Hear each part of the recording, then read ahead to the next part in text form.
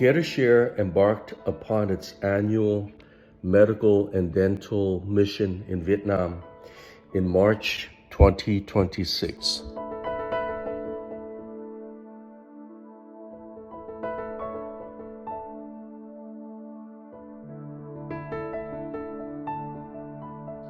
We were so grateful to have many new volunteers in this year's mission. We had several new doctors, mostly from California and Atlanta.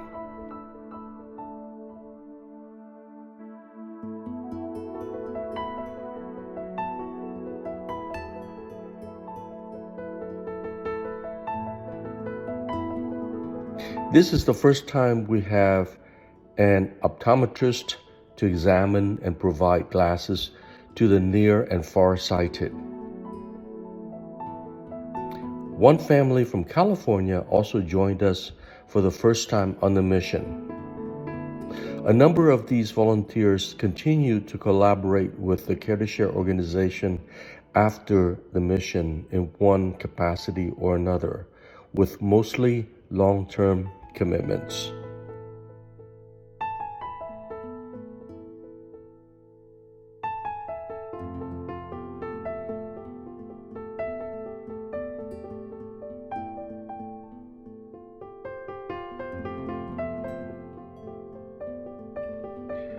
We were blessed with a chance to provide our services to 3 different locations that will be the highlight of this presentation.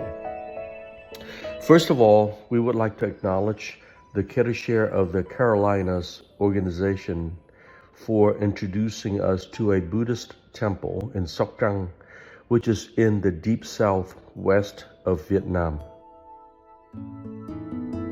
There, we provided our usual medical and dental services for one day. The location was very well organized. We were very impressed by how orderly and respectful the local people were. We find ourselves working under large statues of the Buddha with such serenity and reverence inside the temple. This occasion brought us back to our mission statement, which is to provide care to the people of Vietnam, regardless of religion or ethnicity. The monks who spoke of their appreciation before our departure were so eloquent, heartfelt, and sincere in their care for the local people. The next 2 important locations on this mission trip were about 2.5 hours drive northwest of Pleiku. This area is deep in the heart of the jungle of Vietnam. There's only one road in and out of this heart of the jungle, through which we drove 2.5 hours to these villages. There are no other crossroads nor nearby cities and towns along the main road. We provided our medical and dental services to one village the first day and to a nearby second village the next day. There's one Catholic priest who administers to both of these villages. He has no helpers, no parish council, no one other than himself. There are many children in these villages. The priest told us that there are several thousands of these kids. We passed out toys, cookies, and milk to these children while we were doing our medical services. They don't have these treats available in these villages. Many of these children have no shoes. Their clothes are dirty, as if they only have one shirt on their back, day in and day out. The 15-year-old looks like she's 10, and the 8-year-old looks like she's 5. All of these children are severely malnourished. The families grow rice and cassava, and they boil the cassava leaves to eat with the rice and some salt. That is their only diet, day in and day out. We saw a pile of cabbage in the corner of the building. And the priest said that he just purchased a truckload of cabbage for 2 cents a kilo, which is a penny a pound. The villagers come and gather up 10 kilos for each family to bring home. That would be such a dietary treat for these families while it lasts. Occasionally, the priest would run into such a deal for them.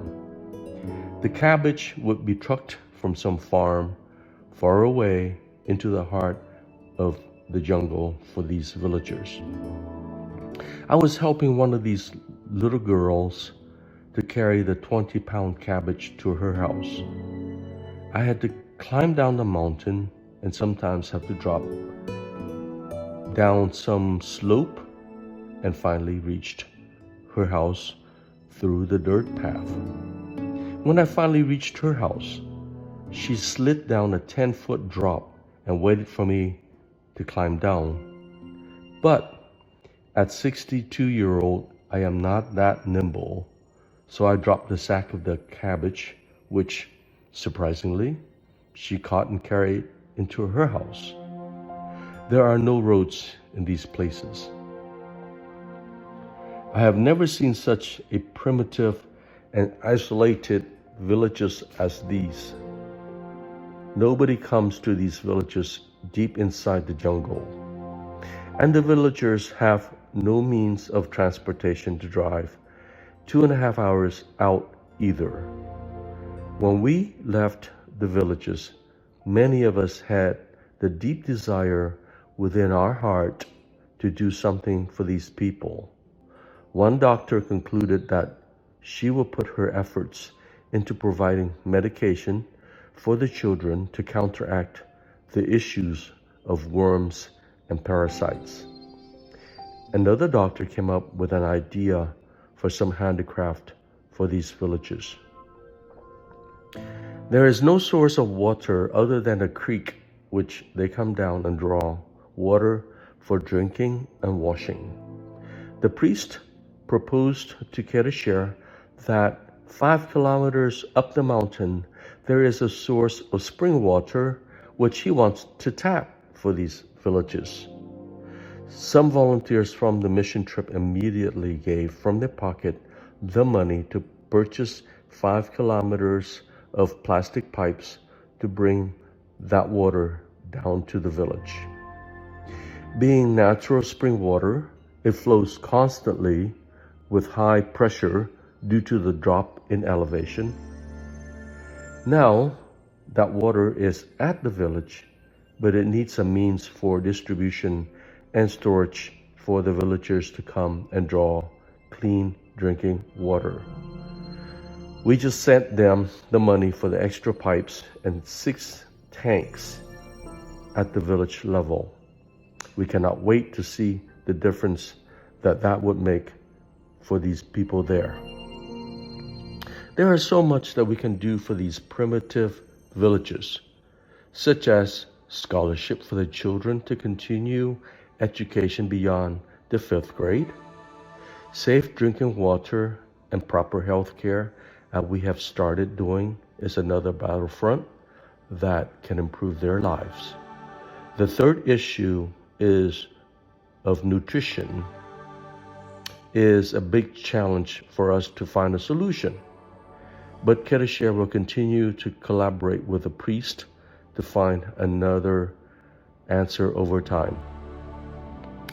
These remote villages both validated our mission statements as well as reaffirmed that the types of project that Care2Share executes are exactly on point to provide the basic needs of these villagers.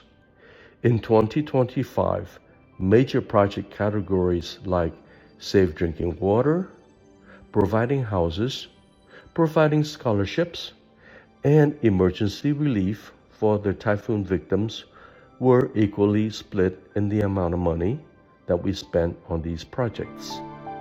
Roughly 25% for each category. Hopefully, we will not see super typhoons this year in Vietnam, so we can allocate that part of the budget towards solving the needs of these remote places. For 27 years, Care2Share has focused our projects to improve the lives of poor and remote villages in Vietnam, and more specifically, the indigenous or native people of the land. To this day, we still find our vision and our action continuing to be valid. Only the things that change are the faces, locations, and names of these villages. On the other hand, the most important factor that remains constant is you, the benefactors of these people. Your love and care for them remain steadfast and ever strong. It is your gift that fuels the projects to lift up the lives of these villagers year in and year out. Things like safe water to drink, a roof that does not leak, and scholarship so that their children have a chance for a brighter future. And yes, we will put shoes on the feet of these little ones and a new set of clothes on their back. We thank you from the bottom of our hearts, but the thankfulness of these poor people are dedicated to those whom they will never meet, which is you. Thank you, and God bless. Tôi nghe tiếng em gọi từ đồng bằng sông Cửu Long. Tôi nghe tiếng hát vọng từ Tây Nguyên Trung Phân. Và tôi cũng nghe tiếng tuyệt vọng từ thung lũng Pleiku. Chiều khói bốc lưng đôi khắc khoải người em thơ vô tội. Vào đây em thủy tiên kể chuyện đời vội vã. Vào đây em hoài thương lê gót mòn xót xa. Cùng nhau siết vòng tay lệ tràn nào có hay, lệ tràn nào có hay. Hãy cho em tuổi thơ, hãy truyền qua hơi thở tình yêu thương con người. Hãy nói cùng các em chúng ta vẫn còn đây, sẵn sàng nối vòng tay. Em hôm sớm ra đồng nhặt tình người dưới nắng hanh. Em theo cha lên đồi giữa rừng hoang gió lạnh. Mà em vẫn bước đi không ngại rừng hoang vắng năm xưa. Ngày sáng tôi lưng đồi giữa rừng hoang vô tận.